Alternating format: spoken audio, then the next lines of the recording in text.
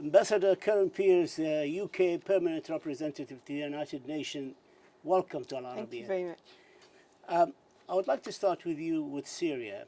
The agreement that Russia and Turkey has reached on Tuesday, 22nd of this week, jointly to remove Kurdish forces along the Turkish border in the northern Syria, in reality endorsing the Turkish safe zone. The United Kingdom's comment on that? It's an interesting development. We didn't support the Turkish incursion and we called for it to stop.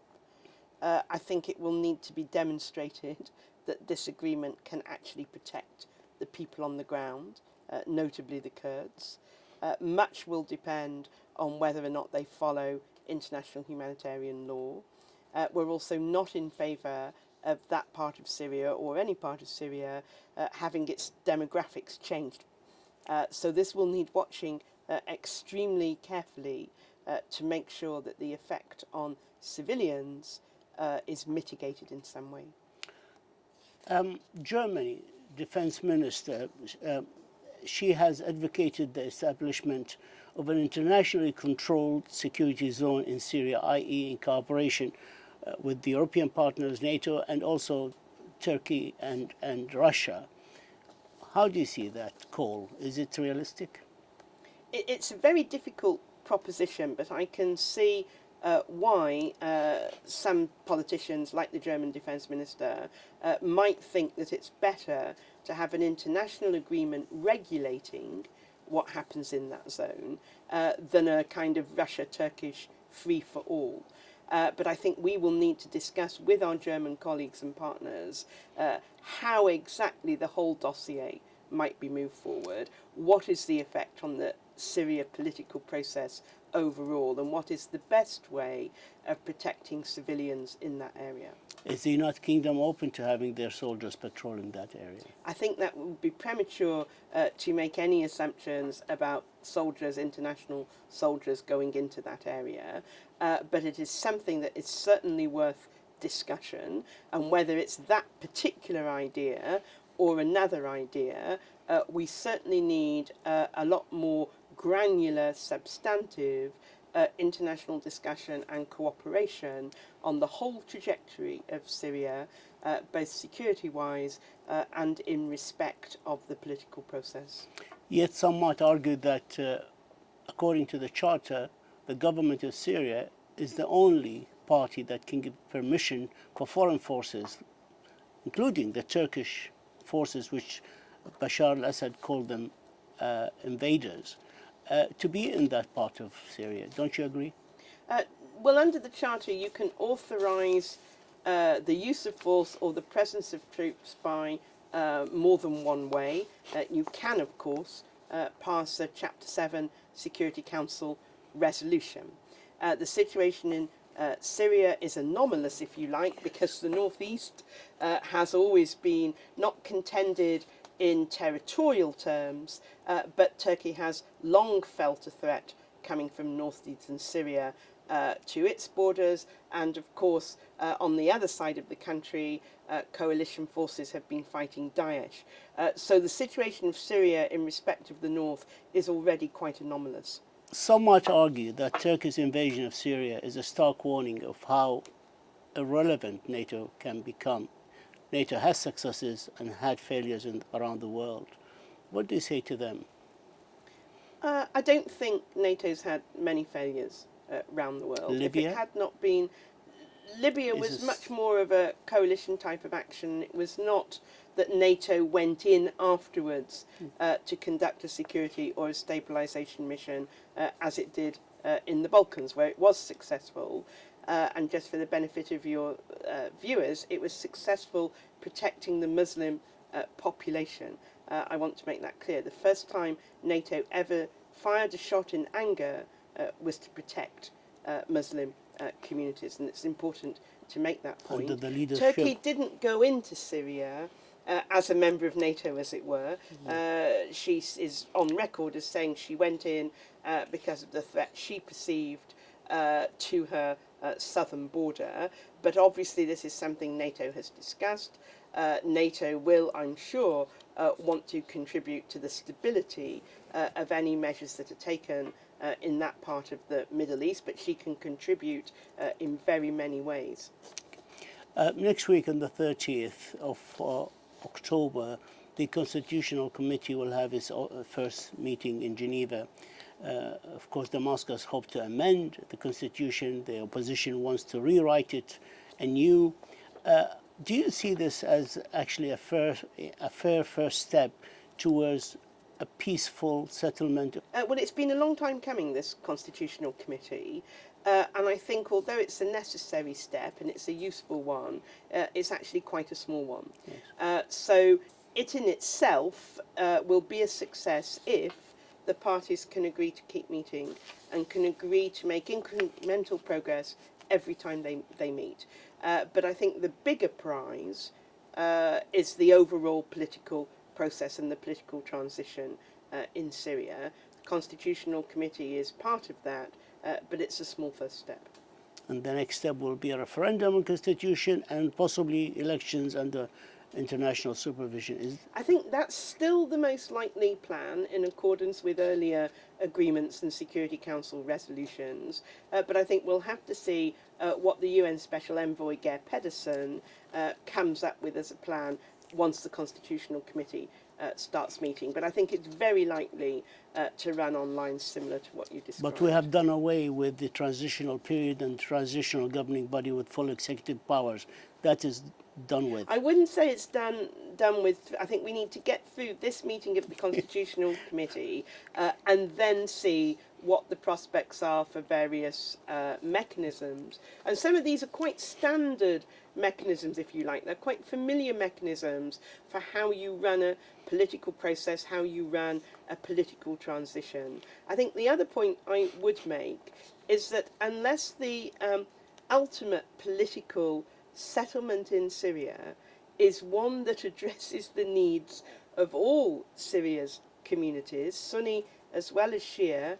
In other words, unless it's pluralistic... And Kurds. And Kurds, yes, all Syria's communities, unless it's pluralistic, the problems that led to the original Syrian conflict beginning in 2011 will never go away, and we will find ourselves back in fresh conflict. It's very important to make that point because I think the Russians and the Syrian government discount it too much.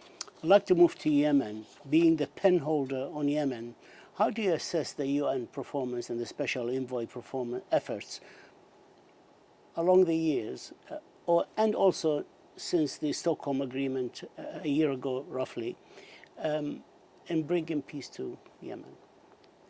Oh, well, I think originally the speed with which Yemen started to collapse was quite shocking and worrying, and I don't think anybody watching expected Yemen to become unstable and have such a dire humanitarian situation in such a short space of time.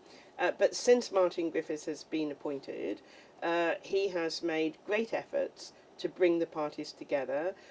These are very slow steps. They don't go as fast or as deep as we all would like, but it's important to note that the Stockholm Agreement has survived, and we now have a new General Guhar, in charge of the UN organisation that oversees the implementation.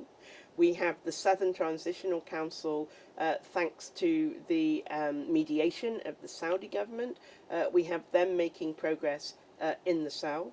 And the Special Envoy, Martin Griffiths, is working on the choreography of the overall political process. And all those things are still underway.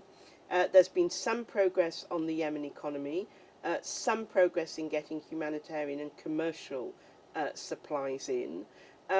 So I wouldn't like to say the overall situation is getting better, but I think it has been stabilising, and I think Martin is gradually rolling out his plan to get the political process going.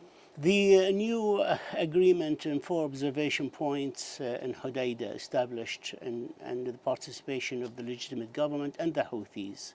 Your comments on that? Well, General Guhar is overseeing the measures under the Stockholm Agreement, and I think it is the case that you get small level violations, but overall the ceasefire is holding.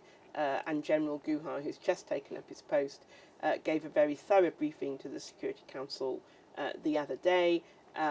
He seems very on top of the situation, and he laid out the next steps in verification, and the Council supported him. What can you tell us about the latest development in the release or exchange of detainees and prisoners and kidnapped persons?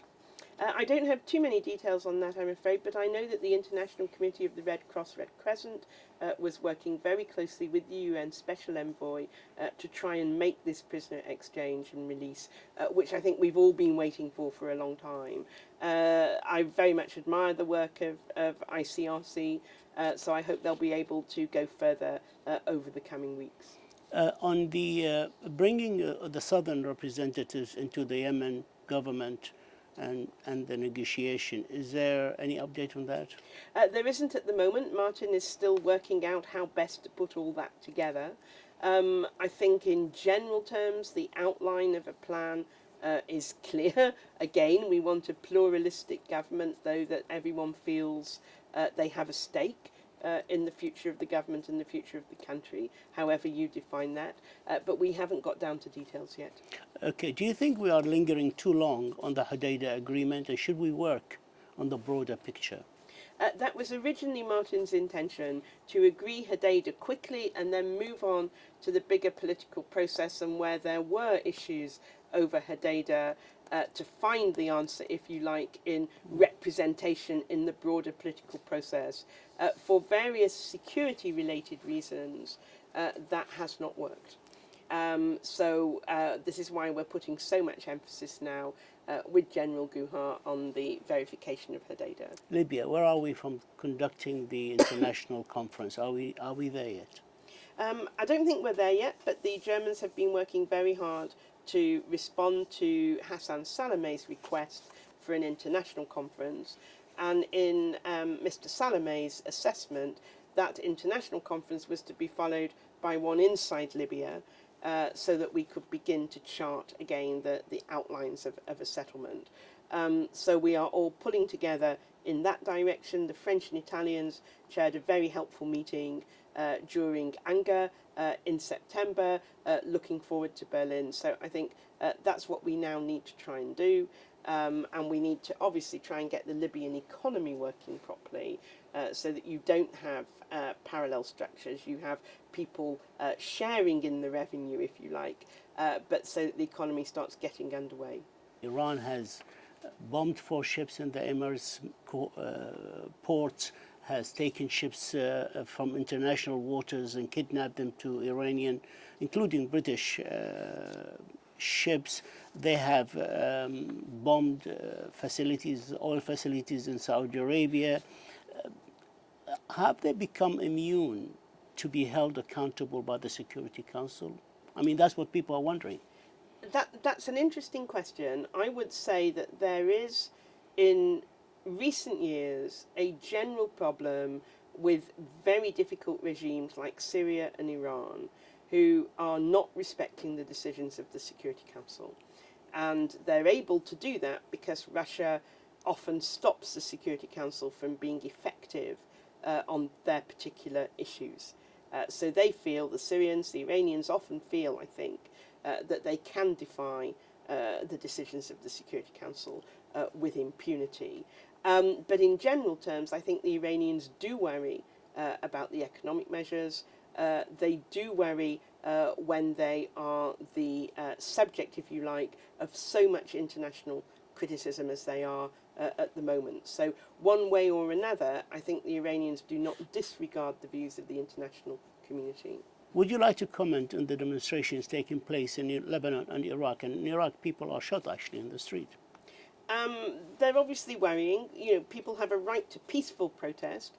Freedom of assembly, freedom of expression is very important, but we have been watching very carefully the violence involved, and obviously it's concerning. Our embassies in both countries are reporting all the time back to London on what's happening. We understand the economic pressures that countries are under, but we do hope a way can be found that is consensual and doesn't lead to one faction or another gaining too much control of Lebanese politics, for example. Ambassador Karen Pierce, United Kingdom Permanent Representative to the United Nations, we thank you for this interview, and we thank you for your time as always, and you're always welcome here. Thanks so much. It's always a pleasure to come on. Thank you.